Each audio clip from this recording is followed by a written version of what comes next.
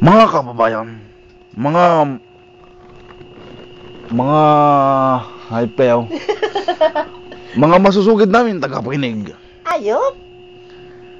Dito natin susundan ang kwento ng dalawang magkaibigan. Si Mayor ang tumawag.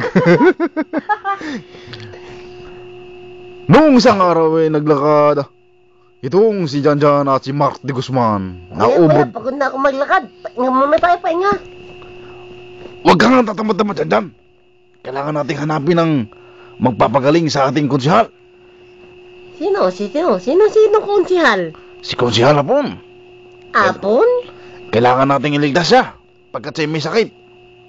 Pero mamaya na, pagod na ako pa eh. Pag inisip mo yung pagod mo, mamamaga ang ilong ng konsihal natin. Paano? Wala nang ipapaga yun. Hala, nakikita ko na Janjan. Saan? Takbo tayo. Tigidig. Bakit may kabayo?